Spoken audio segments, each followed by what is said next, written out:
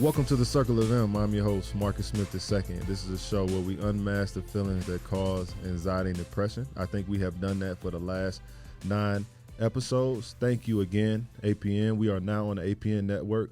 Make sure you subscribe to our channel. They have been so gracious to be able to sponsor my podcast, allow my podcast to come on the network. So, man, this has been a dope ride, man. I have a great guest with me today. Can we do a drum roll, please? You feel me? Where the drum roll at? Oh, I gotta do my own drum roll. Oh man, don't be calling out the editing process. I'm gonna put it in there. Yeah, that's what I'm saying. But no. Oh, let me pretend like I hear it. Yeah. Oh, there it goes. We have a great guest today who is a writer as well as a TV personality. We have Darnell Nicole with us today, man. Hey, y'all. Thank you for coming to the show, coming out here to the mountains. Yes, thank you for having me. It's such a beautiful ride for one, but this is a beautiful space. So the 2-hour drive for you was amazing, you feel like? Peaceful. I mean, gorgeous. I was glued to the window the whole time. I saw a deer running next to the car, and I'm fumbling trying to get a shot, but I mean, it's breathtaking. But you also said you're a nature girl. You like being outside. You like plants. You was talking about that. Yes, I'm a plant mommy. So what is your thing with plants? I want to know a little bit more about that. My sister actually has been trying to get me into plants for a couple of years now, and I just wasn't ready. It just, I don't know, it just wasn't clicking. And that's how I was too. Yeah, it wasn't. And then I don't know, I started on this little journey, and I'm understanding like the lessons that I'm going through right now kind of revolve around patience, and that has so much to do with plant work. Yeah. Just the patience and time, love and energy that goes into, trying to make them as beautiful and healthy as this ficus you have right here. But it's the plants. I've gotten good compliments on just the aesthetic of what it looks like. So if I post something online, they're like, "Yo," mostly women. They're like, "Yo, the plants look amazing." Yeah, it does something to the room. It brings a different energy into the room. I mean, the oxygen in my home is different now with all of the plants and stuff like that. I'm telling you. I've always, I was born and raised in the country. Yeah. So I've always been barefoot, running through the grass and stuff, and I love getting back to that, being able to ground. And get that energy re-up from the earth. I'm all about it, man. Yeah, I am too. Like, I think one thing that we used to do when I was in Seattle after practice, they used to make us like walk the field barefoot, and it was really? It was one of the. I never heard that before. I never realized that was grounding. Oh yeah, you know what I mean? Being one with the earth, putting your feet in the ground, and sometimes I would do that at home as well. Like I would, if it's especially time like now, if it's hot outside, I just go outside and just walk the earth and just. It's rejuvenating. Yeah, it is. It feels amazing. But let's get to that first segment. The first segment that we do have, right? We have 3 segments on the show, and this is the icebreaker segment. We want to, kind of get the juices flowing. We already got the juices flowing, really. Yep. But we got emotional triggers. You can pick the one that's on the top, right? Okay. Wait, what? Yeah. I mean, you can read it and see what it says, or you can read it to the audience. Okay. It just says me, my triggers, my actions. Okay, so what are some emotional triggers for you that come up? And it could be anything, something that you feel comfortable talking about. Let me see. My triggers, my actions. My actions. Okay. You know what? I think that one of the greatest lessons that I ever learned was being accountable for my actions and my part in pain and suffering that I've endured in relationships specifically. Yeah. And I feel like we don't do that enough. I also feel like sometimes when you try to share what accountability you see that you played in a relationship, you know, your friends will be like, no, you can't blame yourself for how he acted, but it's not about that. It's about the fact that it's not how he treated me, but how I allowed him to treat me for so long. So I think when I do like get certain triggers or have a memory pop up that I can feel it affecting my spirit or my energy in that day, I will delve into my accountability and take my power back by saying it's what he did isn't important. Right. I was in a low space. I'm not in that space anymore. Nobody can do that to me again. So, you know, that's something I can release. And that's typically how I release things like that I carry. That's what's up. So do you think, you know, past relationships, some relationships that you have been in, do you think that affects the way you relationship now? Good, bad, or indifferent? Yeah, I think that's for everybody. I think sometimes you carry over certain things into relationships, and then sometimes you carry your lessons in. Okay, I'm not gonna do that in this relationship. I learned that one already, you know, and that delves into setting boundaries, which is something I had to learn because I didn't know what a boundary was. I thought my boundary was being like, don't ever cheat on me again, or you know, don't ever speak to me like that again, or you know, stuff like that. But no, a boundary is saying this is my line. If you cross it, I'm out, and that's it.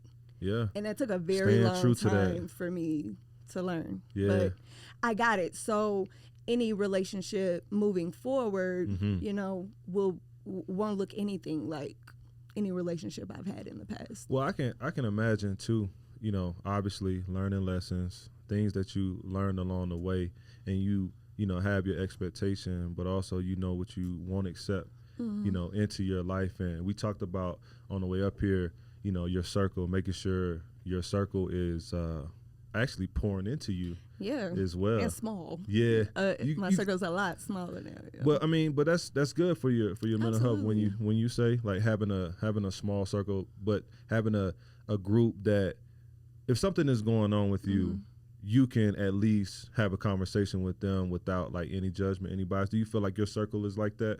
It is. I'm also a self-isolator. Okay.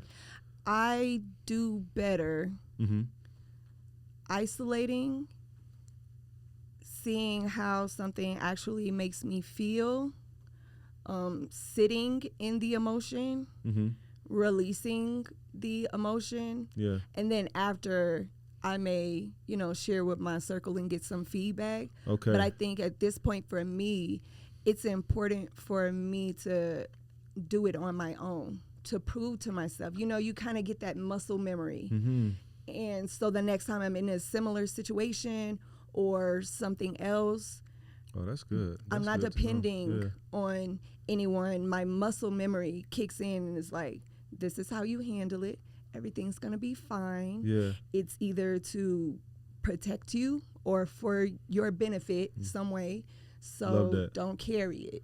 That's what's up. I think, you know, for the viewers as well, like learning how to take what's happening, process before you do anything. That's something that I can learn. You gotta feel it. Because I think sometimes it's easy to just ice it out. Like, no, I'm not gonna feel it. Like, I'm not gonna let it bother me. And you think that you're doing something healing, but you're not. You have to feel the emotion, just not become the emotion. And that's what I used to do. Like, whatever I was feeling, if I felt anger, shit, I'm angry. And everybody gonna know it. It's gonna exude out of my pores. But now I'm like a spectator of my emotions. I'm like, oh damn, I feel anger. Oh, that's interesting. Where does that stem from? Why did that make me so angry? Instead of becoming it, I just kind of analyze it and I feel it, and I let it go. Well, that's great, being one with self and understanding like just yourself in general and how to exude the energy, from the anger and being able to dissect and be like, all right, where is this coming? Right. That is growth.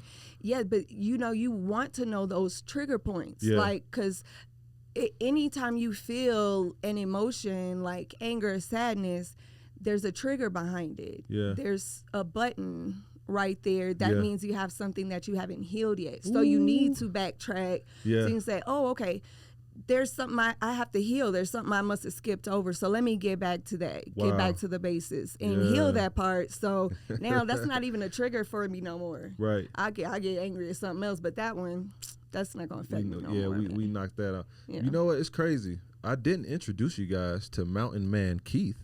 In the background, What's that, we had Keith? producer Pleasure to be man here, Keith. guys. Thanks for having me. Keith looked like he had something to say back there. I wanted to see what he had. Yeah. When you say you sit in your feelings, do you have specific tools you use to process these experiences? And if so, are you open to sharing them? We've talked to a couple people on the pod already. Mm-hmm. Some people meditate, some people journal. Oh, nah, when I say sit in there, I'm sitting. Yeah. I'm just sitting down still. by the window. Yeah. I'm being still. I'm not moving, no distractions. I want to feel the feeling and understand it. Yeah. Because that's what it's there for. Yeah. It's there. It just means, oh, your spirit is feeling something, and your spirit wants you to know something. Yeah. That's all it is. So it's very important to feel it. And no, I don't have any tools. I'll sit there and just feel it and then start backtracking. Yeah. Where does this originate from? Yeah. What is really going on? What's really making me feel like this? I mean, you can call that a tool, though. I Tool. guess so. Yeah, a tool that you use. That's sitting with yourself and being still. Yeah. Yeah, it sounds Being like meditating to me. Yeah, in a way. Yeah, but I feel like when you're meditating, you want to like eliminate thought. Yeah. Okay. You want to kind of free your mind. When you're sitting still, you're welcoming the thoughts. Yeah. So that you can start like organizing and figuring them out. So Yeah. it's the same but exact opposite. Yeah. No, that's dope. So, I mean, what's your favorite way to unwind then after a long day? What gets you going? You know what? I really love being in Denver. You know why? What? Oh, hold on now. Hey man, hey. Hey, do you know? No discrimination. We don't. Hey. You know what? I will be on the 9th. What is this? July 20th. So on the 9th of August, I am 10 months no alcohol, and Wow. that is huge for me. Like no wine, no nothing. Wow. And I was a drinker, like real deal. When I'm cooking, I need a glass of wine. If I'm out to lunch, dinner, hell, breakfast, mimosas, spiked coffee, like it was just a part of my life. Well, like always. Knowing that now, right, going deeper into that, do you feel like that was kind of a way you would cope with some things too? Absolutely. Yeah. Because, and I think especially in relationships, I think sometimes women are kind of led to believe that, oh, you're naggy if, you speak about how you feel, if you want something to change, So I had gotten in the habit of not saying anything anymore. Yeah. And so, because for one, nothing was changing. Yeah. For two, it's like, oh, you always got a problem with some or whatever. Yeah. So then eventually, you just start being quiet and you start bottling it up. Yeah. And then I would drink, and my cork would pop, and all of it would just come spilling out.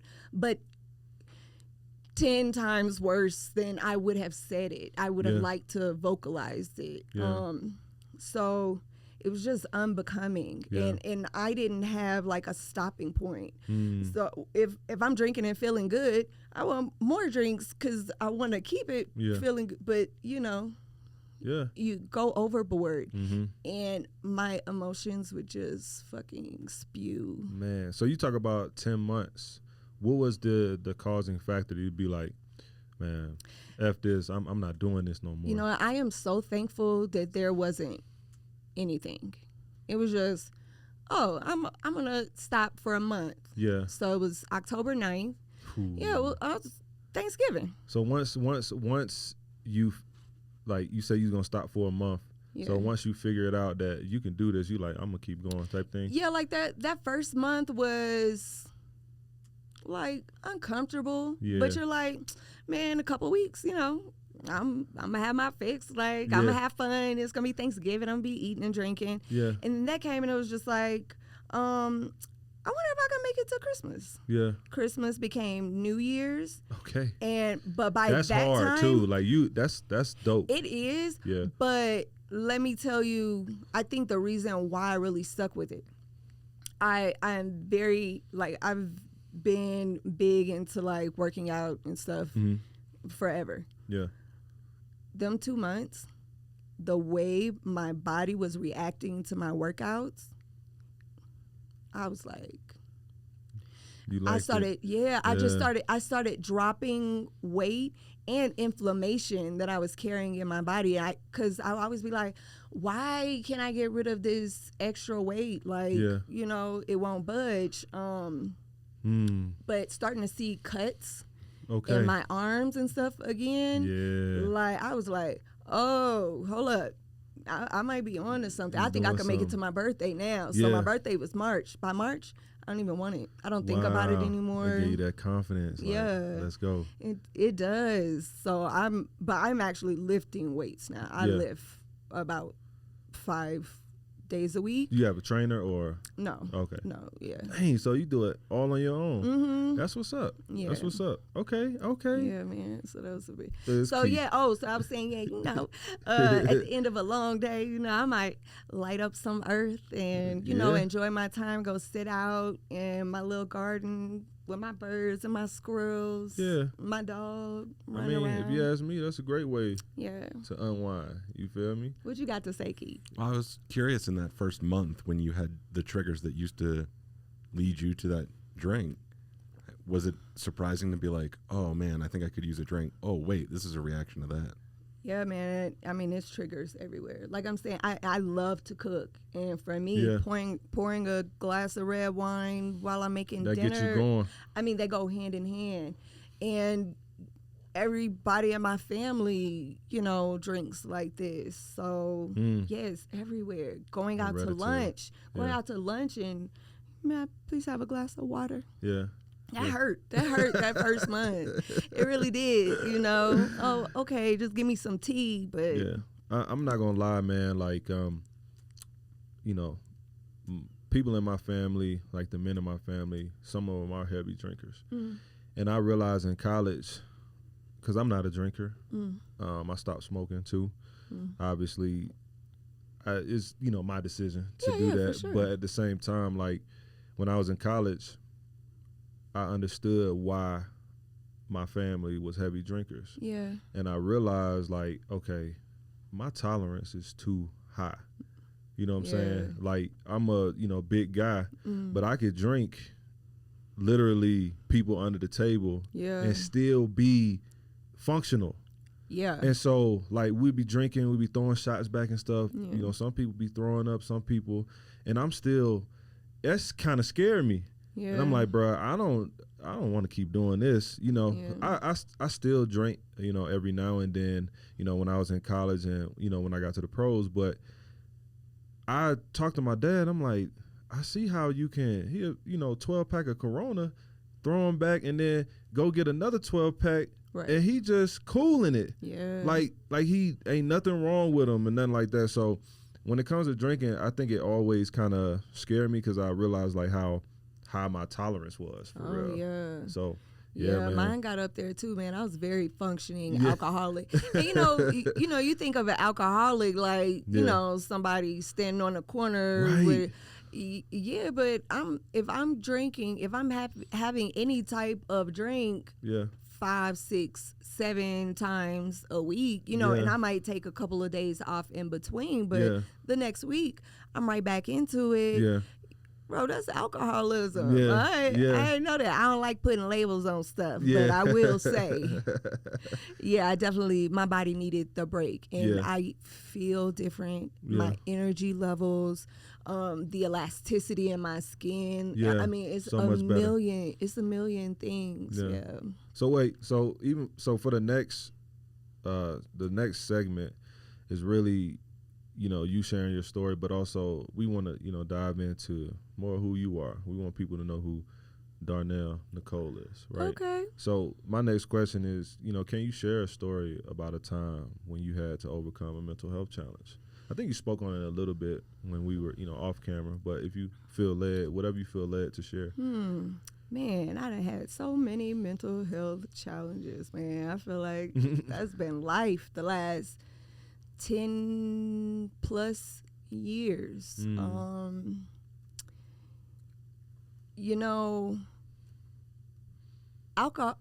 Alcohol is actually what made me start opening up my eyes to like what's around me and my past as well. Yeah. Let me explain. Because I really wasn't a big drinker throughout college. Yeah. My workload in college was super heavy, so I wasn't like going out clubbing, drinking, all that.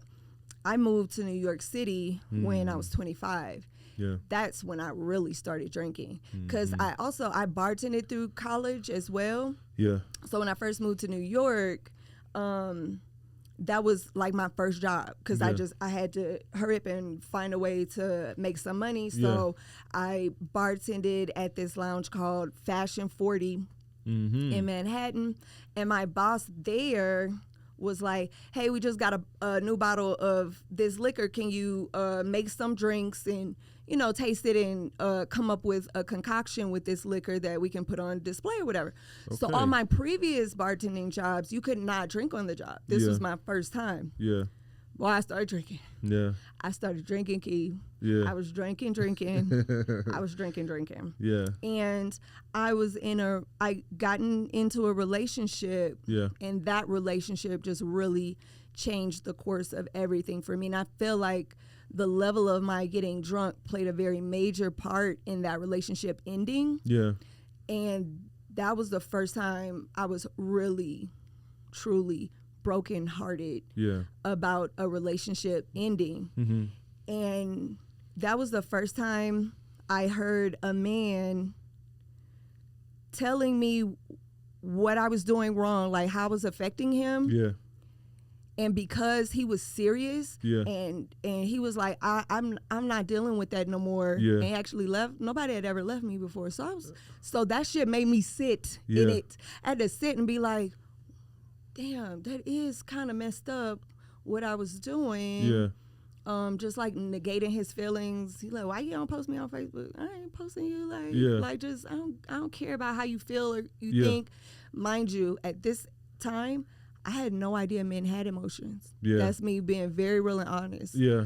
I had no idea that men had emotions. Yeah. So that really sent me down a spiral of like, why do I do this? Why do I do that? And I started looking into my childhood. And the depression that came from the awareness of what my childhood really was, as opposed to, oh yeah, it was cool. Like, you know, I did what I wanted for the most part. Like, but when I really started delving into my childhood, I started drinking a lot more. And that changed the course of everything, because that's when I actually got back with my daughter's father. Yeah. Because we met in college. Yeah. And whew, just downward spiral from there, man. So the alcohol kicked it off for me. Yeah. Because at some point you have to have some type of self-awareness. Oh, So when I got with my daughter's father, then I was passive. Whatever you want, I'll do it, because now I feel worthless. I feel like I'm damaged. Like, and I don't want to hurt him. You know, like I did in the last relationship. I don't want to do. So I just started being quiet, and I was quiet, and I let him treat me however he wanted. And I would drink, and I would just spill all of it out on him, and rightfully so. He'd be like, you crazy. See, look at you. See that, like he negated all of my feelings. Instead of pouring into you, it was more so like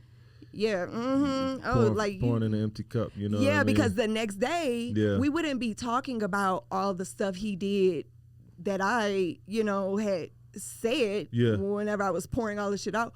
All we'd be talking about is, you see, you got too drunk, and look how you acted. And so I went right back into the cycle, because I just felt shame, and like, oh, I'm a bad person. I'm the bad person. Okay, let me be good. Let me be quiet. And that was a cycle that repeated over and over in our relationship. Man, you talked about also not really understanding a man's emotions, right? Clue. But did you see that growing up at all? Yeah, did you see your father or grandfather or anybody talk about their emotions, really? Nope. No. My dad's father died when I was like 5. Okay. My mom's grandfather, we didn't speak a lot. I told you his first language was Creole, and he talked real slow, and he never really talked. We didn't talk in depth about anything. Wow. My dad, who I'm really, really close to, I think that played a part too in me thinking men didn't have emotions, because,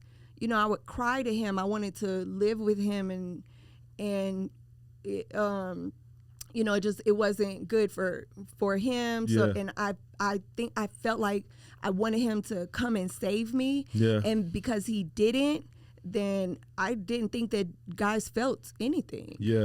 And I treated like my high school boyfriend, oh man, had no idea that, because I just was like, oh, I'm done with this. And I left, and it didn't even occur to me like, oh, he's probably sick, like brokenhearted, sick.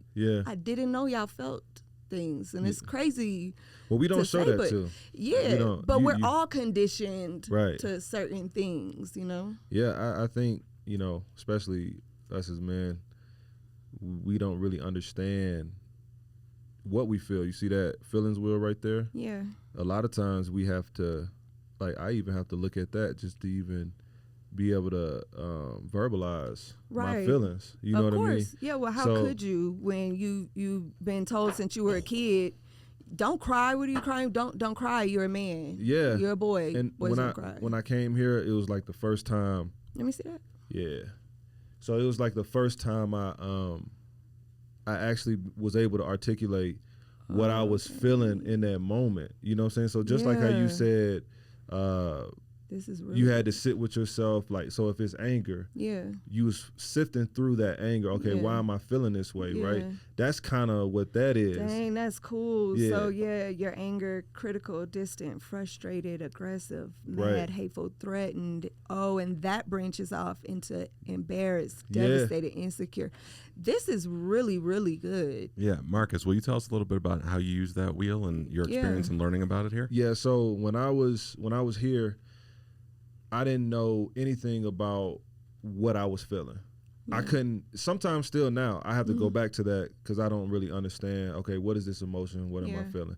And we did the trauma egg. But before the trauma egg, so the trauma egg is you going through all your childhood traumas, and you have to draw a picture of it going down the egg. And that junk had me, I was sobbing. I bet. I was sobbing. But before that, we always started the conversation with the feelings wheel. Okay, how are you feeling today? And then I would go like, okay, I'm feeling sad, or I'm happy, I'm joyful, whatever it may be. But it gave me a sense of like understanding of how I actually felt. And as a man, growing up, when I was 8, my first anxiety attack when I was 8, and my parents or anybody didn't know that's what it was. Yeah. So come to find out later, I have a whole anxiety disorder. Dang. You know what I mean? Yeah. So yeah, I go on different stages and I speak a lot, but I have an issue that I didn't address, and then that anxiety turned into depression. Yeah. And then we talk about from depression, not knowing how to get through the depression, and now I'm suicidal. Yeah. I get through that. I get through that point, and then I figure out like, wow, like this shit is hereditary. Like I know my dad dealing with this because he don't talk at all. Dang. So now because I'm doing this work, my father he talks about it more. Man, that's like so I'm so proud. I'm so proud of him. Like he don't go in depth or anything like that, or talk about what happened when he was young. Yeah, we just if you say, because we did this commercial for the ad council. I had all my family there, and he was just talking about how important it is to open up. Yeah. And he didn't say anything in particular, but that jump made me cry because I'm like, wow, that is a step in the right place. Yeah. So I know I talked a little bit about suicide. You talked a little bit about that before we got on. Is that something you want to discuss too? Just to talk about, that low moment in your life, but also how you got through that moment, because obviously you are here today, and that's a blessing. Yeah. That you said that low moment, like I had one time where you had multiple low moments, but yeah, for sure. I just want the viewers to get an understanding of who you are and where you've come. I've had multiple low points, and I think majority of them stemmed from looking for love outside of myself and trying to depend on someone to not only love me but prove to me that I'm worthy of it. And so that's where all of it came from. It's not until I got through the healing process where I'm understanding that I don't need anything outside of myself. Everything I need, I have in me. Everything outside of me is extra. Yeah. Wow. But I definitely was ready to go. Yeah. And, it's crazy the way the things that you can live through, like certain relationships, like a relationship in particular. Yeah. It will break you down to your core so low. I was so low that I thought that I was unworthy of my baby, my daughter. Like that's why I just was like, she deserves better. And you're not thinking rationally because she deserved better, but if I'm gone, who gonna be there? Like who gonna care for her? Nobody's gonna love her the way I do. But that just goes to show you, when you allow people into your space that will break you down to nothing and you start believing, that is scary. It's really, really scary. So you really have to be cognizant of what you're accepting and understanding that nobody can do anything to you that you don't allow. I'm telling you. Marcus has shared his story with us before, but did you have a moment that pulled you out? Or was it a general processing? I know you've said that. It was a general process. It was honestly a day-to-day thing. Like, taking I'm one day still, at a time. like I opened up my eyes today. I ain't jumped today. Yeah, that really is what it is. And I think learning also that, we often prioritize romantic love over everything, so much so to where we're blind to the love that we're surrounded by every day. And I just mean somebody holding the door open for you at the store, you making eye contact and smiling at someone. That is all love. And we don't pay attention to that. A squirrel coming up to you, like, it's love. You're so surrounded by love. And but all you're focused on is romantic love. Like, where is it? When is it coming? You want all the things from it, but you're not going to get that when you're negating, whenever you're putting out into the universe, you're negating all of the love that you're surrounded by every single day. romantic love is not rushing to you. Yeah. But once you start opening your eyes and seeing, oh, the lady told me that I had a really pretty smile today, or that was an exchange of love. I received that and I told her back something. That's all love. When you start appreciating that, you start drawing in more love. So romantic love is going to come. Yeah. So I would love for people to understand that, and understanding prioritizing one type of love over another. Yeah.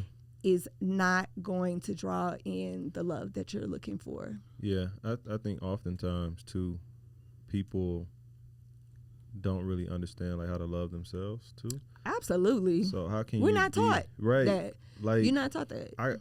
You come, especially in relationships. It's like sometimes we come, with expectations, but we with expectations of the other person, right? Rather than like, okay, I'm coming full within myself. I understand myself. Yeah, I can give you everything because I love myself. Right. So that's like the true, when you talk about the true definition of love, like Absolutely. How can I be the very best husband, father, that I can be for my wife and my kids if I don't understand what self-love is, exactly. Yeah. How did you learn what self-love was, or how did you find out that you didn't love yourself? And I ask because and I've said this before, I always thought I loved myself because I didn't kill myself. I love me, that's why I did, but that wasn't love at all. I didn't love myself at all. I wasn't even kind to myself. The way I would speak to me, like, that's not love. If I spoke to you like that, you wouldn't talk to me. Yeah, you know? Right. So how did you? Yeah, so honest, the God truth, I always bring, he always says something to me about, because I always bring my wife into it. That's just, but so I'm a servant at heart. Like, I just like helping people. That's just who I am. My mom is like that too. So I just thought that love was me serving, right? Me giving of myself, right? Not understanding that I didn't really have anybody to pour into my cup. So I was always pouring into somebody else's cup. And so my cup was always empty. You know what I mean? And so when I met my wife, she helped me what? Who calling us? But nah, when I met my wife, she helped me understand who I was as a person, and that I had to learn how to be gracious to myself and not have to be everything for everybody else, right? And I'll give you an example. So when I first got to the NFL, bought my mom a house, did something for my father, did something for my sister, and I was actually living with a friend. I didn't even have a house for myself. Right. But in my mind, I couldn't rationalize me getting something for myself, because I felt like the people around me who helped me get there, right, needed it more than me. And so just, off actions, right, she would say little stuff to me like, it's okay for you to get your own house. You know that, right? Or like, she's like, it's okay to not be okay. It's okay to say no. Right? Like, she wasn't pushing me to do anything, but she was giving me the option. And I felt like I didn't have any options. So through my experience with her, even when she was, just my girlfriend at the time, I felt like she tapped in with me emotionally more than I have had. It's amazing. Ever. And so that's where I began to start to realize, okay, I got to start loving on myself more. What am I doing to actually love on myself? Right? What am I doing to take care of myself? Right? And so after my little spill with suicide in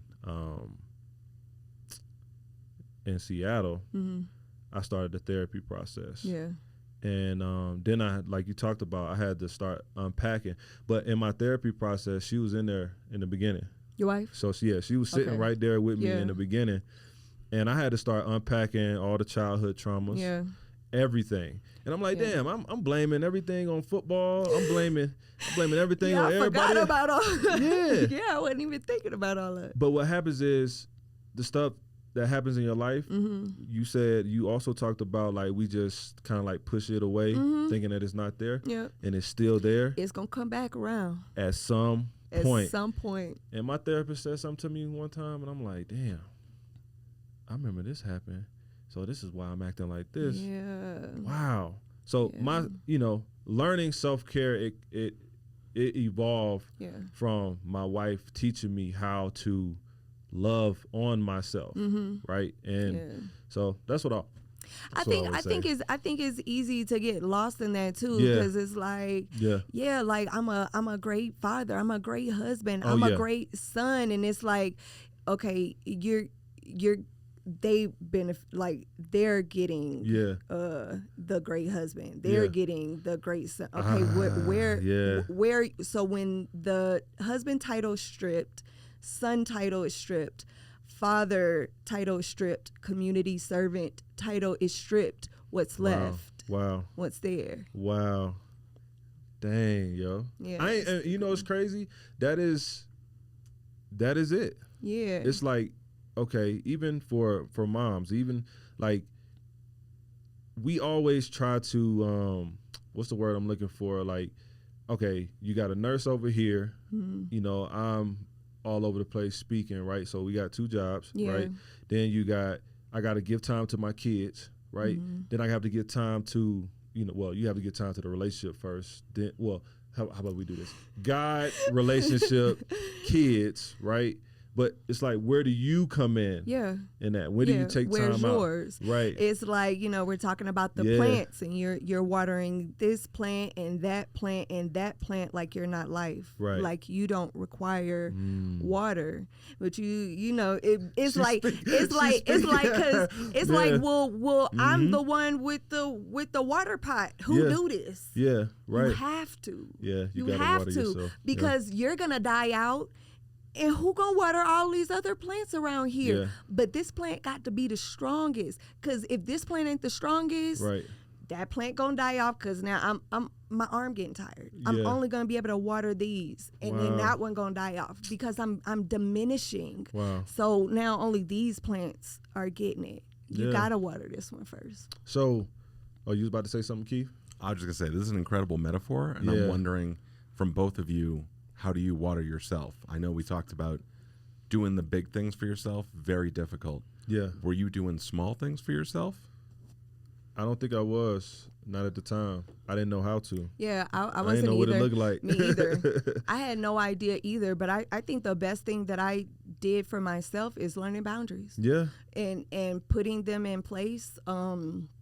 Not allowing certain types of energy in my vicinity. That's the best thing I could have ever did for my life. Like pushing off, you got them damn the sandbags on the hot air balloon. Yeah. You start releasing those bags, man. You start soaring up higher. So doing just that, that's the minimum. Just doing that is so elevating. Yeah. It really is. But I had to learn what that was, because I wasn't, I ain't know no boundary was. No. I mean, people don't, when you talk about boundaries, I mean, especially for me. Yeah.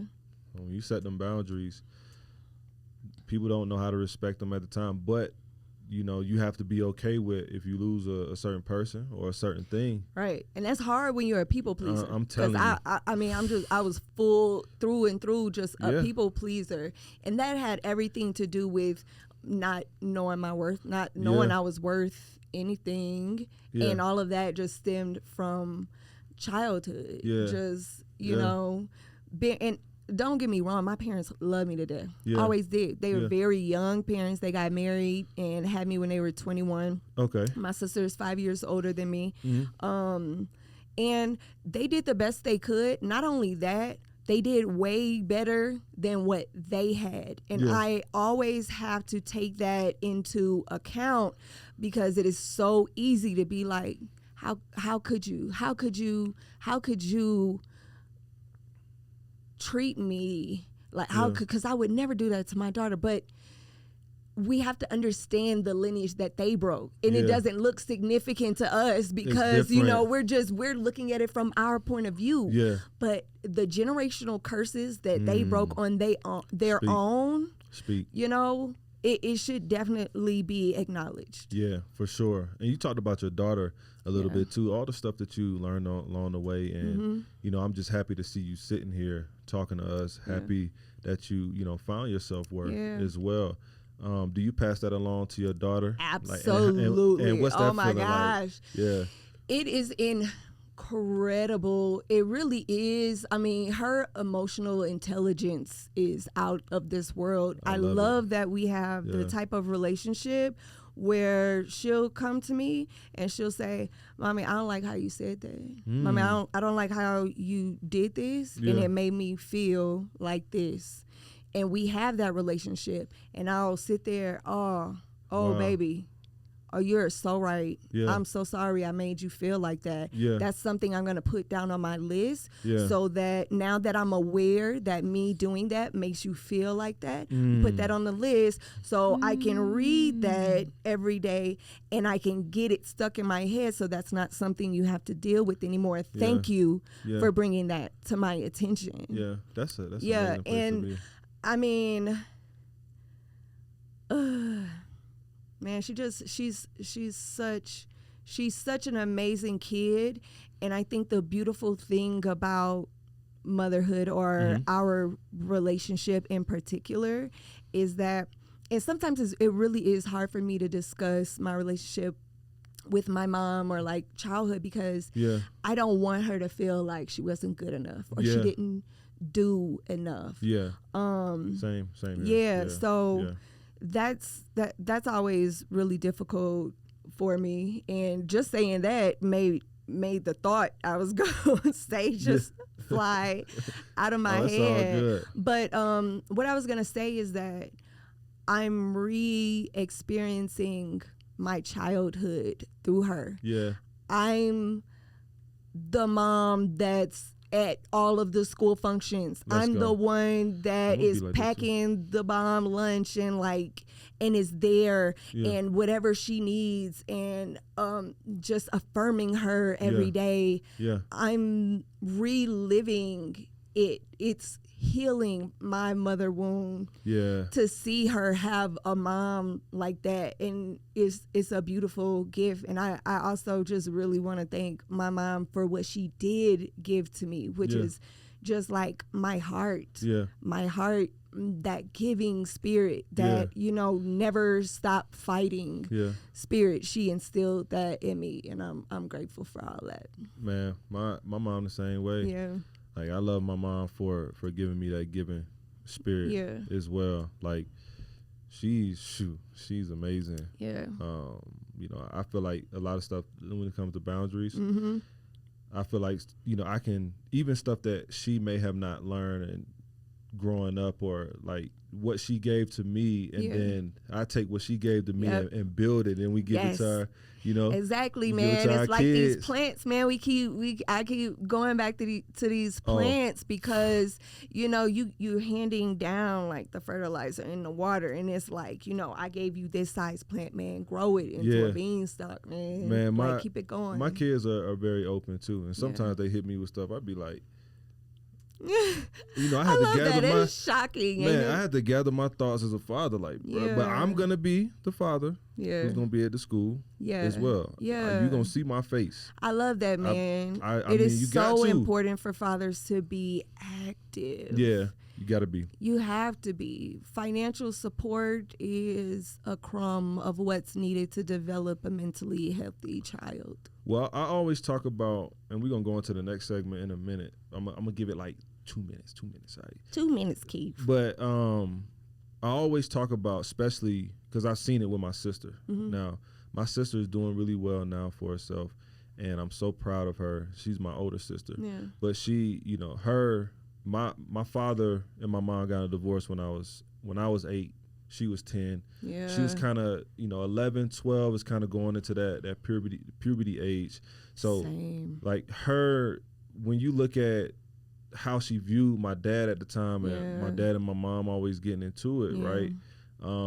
She started to look at my dad differently, right? So now you're looking at my father, because how my daughter looks at me is how my sister used to look at my dad before the split. Yeah. Right. So she felt like, okay, you did this to my mom, you know, like I can't look at you the same. So now going into middle school, she's looking for love in the wrong places. Yeah. And men. And so then she ended up having kids early. Yeah. Right. Just trying to figure it out. She had 3 kids before 21.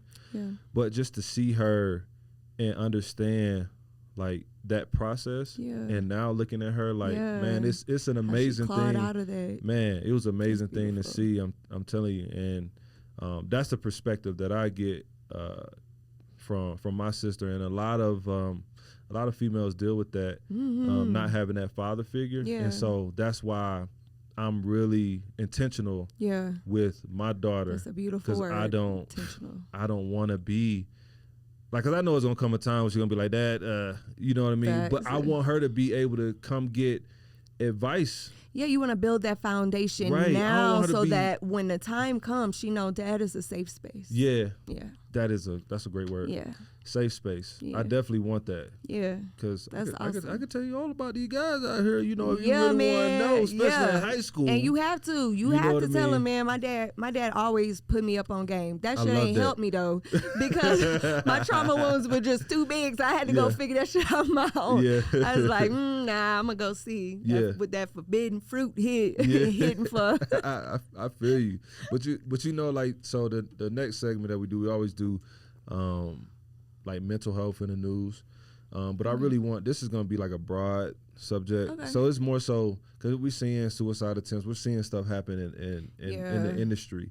Just it's football, it's acting, it's like all of the industries. Why do you so my thing is, I feel like social media plays a big part in a lot of stuff. Yeah.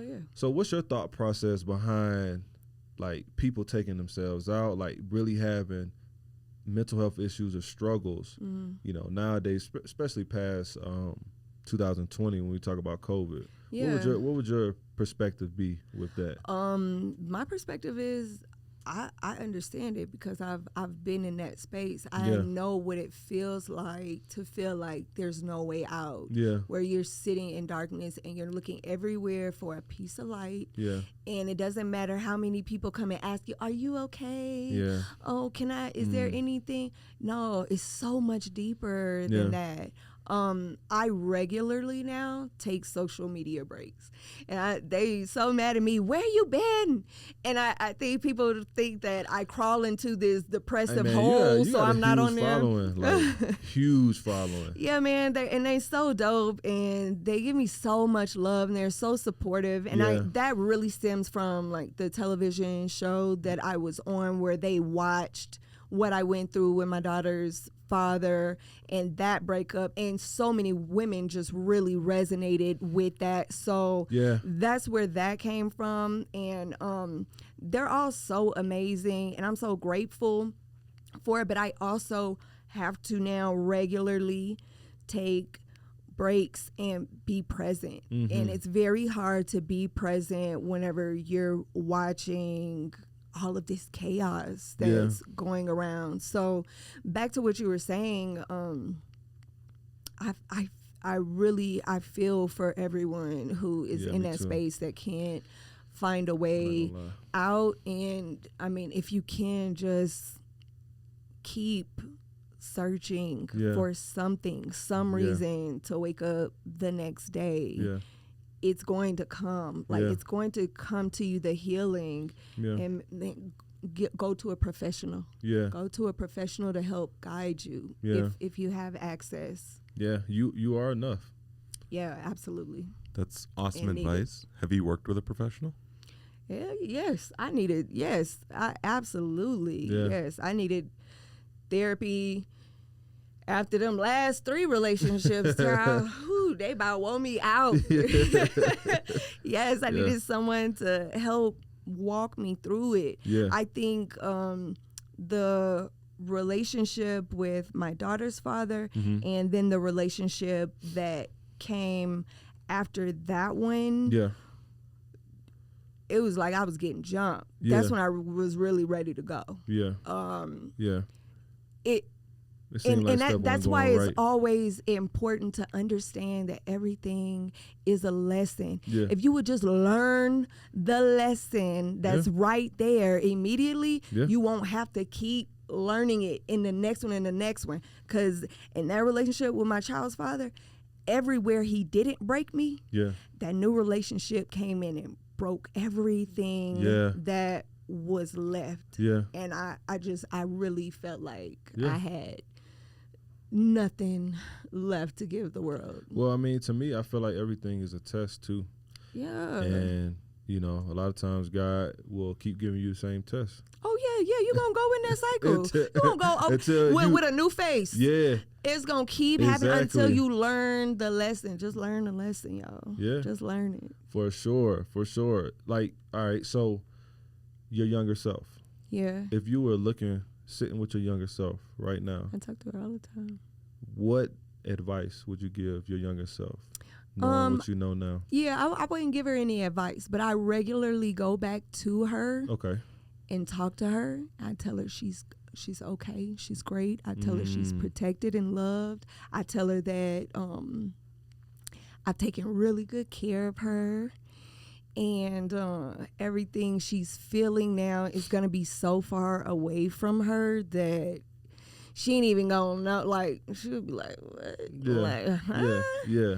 I regularly visit different versions of my younger self and talk to her. And I a lot of times I do it with music. Yeah. I'll go back to that era because I've always been just really big, and I have music like albums that I will be listening to on repeat at those. So I will now put on those albums and it doesn't trigger me the way it used to, but I'll go back in that moment and I will talk to my younger self and be like, we're not feeling this no more. Ooh, remember when this song made us feel like, that's gone. Right. You're good. I got you. You're all right. Dope. That's dope. I mean, you heard it here first. She talks to her younger self all the time, daily. You know what I mean? And I feel like it doesn't have to be one time, two times. You can continuously go back. Absolutely. Reiterate, what you were feeling in that time, and kind of, rebuke that same feeling. And put a positive in that. Yeah, that's absolutely. what I got from what you just said. Yeah, absolutely. That's absolutely. Dope. This has been a dope conversation, Darnell, for real. Yeah. I told Anton, I said, look, I don't know who you have, but I need a female perspective. Man, I feel like we need more of these conversations. Do you know what really sparked it for me? Yeah. When I saw the Jeezy and Nia Long conversation, did you watch that? Yeah. Yeah. When I saw that boy I Jeezy, was like, he open. Man, when I saw that, I was like, oh, we need more of these. We need to be having these conversations, especially with the types of conversations that are going on in social media right now. So much of it is men against women. Yeah, and I'm telling y'all, that. we so broken, all of us. I really hate that. You can't be like, well, I'm right and you wrong. You can't. We are so broken, and the way we were brought up to view each other, and just all the stereotypes that come with the sex is, like, we have to have more of this type of dialogue so we can get a better understanding of each other and see each other's perspective and just have that safe space to have deep conversations. You, she said, we got to do it. Yes. I mean, honestly, we all, at the end of the day, we're built different. Yeah, for regardless. Sure. Yeah, we are. I'm male, you're female. Right. Your perspective may be totally different than mine. Right. And my perspective, a lot of times what I feel like, just speaking on men, what we have to do a better job at is, like you said, understanding, but not speak to get a point across, right? So speak to give understanding, but not speak to like talk over or I'm right or negate her feeling. Right. Just give your perspective. Because sometimes we do that. We feel like we're just right all the time. We think logically and this is what it is. But understanding each person's perspective, and you can also agree to disagree. Absolutely. And live with that and not be like, no, this is what it is. Yeah, there no. doesn't have to be a right and wrong. You know, I think we're all kind of conditioned to put everyone in a box, and it's so unfair. Yeah. I ain't gonna lie, I unfollow people who going back and forth with men and women. I hate that. Yeah, you should. Yeah. You know what? Not to get into it, but religion has also put us in a box, male versus female. Yeah. You know what I'm saying? It's these conversations is, you know, the pressure isn't put on you guys the way the pressure is put on us from birth. You know, y'all are told from such a young age, a man who finds a wife finds a good thing. But when?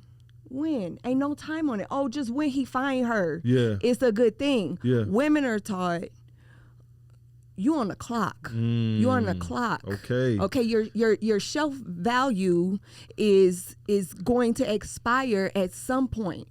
So we have this battery where we're chasing, and y'all get the thrill from being chased with none of the pressure to find that good thing in a certain time frame. So we're not on the, but that's the same thing with our emotions. You know, because y'all are told, no, that's not a manly thing. That's not a manly thing to do. So you need to suck it up, go be a man, go to work, and be quiet. Don't tell nobody about how you feeling. Pay attention to my emotions. I'm the female, so I have the emotions. And what I'm feeling is important, not what you're feeling, because you're not supposed to have no emotions. Wow. We are taught to clash like this. It is our duty. We're of age. It is our duty to unlearn that shit. And to learn how to treat each other and interact with each other properly. And it's not. It's made for us to be. It's made for us to be one. In unison. Unity is what I say. It's made for us to be like that, but society has broken that. Oh yeah, absolutely. Yeah. Wow. I know it. Hey. It's good, ain't it? Hey, it's been a dope show. Obviously. Yeah, I really enjoyed it. I appreciate you coming on. Man. I appreciate you coming out to the mountains. Like, man, thank you for the invite. It's just a breath of fresh air out here. I can't wait to go on the trail. Maybe next time you won't have flight. Yeah, man. Maybe next time I'll get a full 48 hours instead of this 24 that I got this time. But well, we're praying it was worth for it. safe travels on your way back. That. Obviously, this is the Circle of M. We unmask the feelings that cause anxiety, depression. I feel like we definitely did that today. I feel like the dialogue was great. You guys make sure that you subscribe to the APN Network channel. This will be on that. They have been so gracious to us to put the Circle of M on their network. First sponsor. I'm really appreciative for that. And I hope you guys are really taking heed to what this conversation was, what we talked about. Any females out there can resonate with Darnell. If you need to reach out, you can reach out to apn.com. There are a lot of resources out there, and you are not alone, and you are enough. So we appreciate you, and we are out.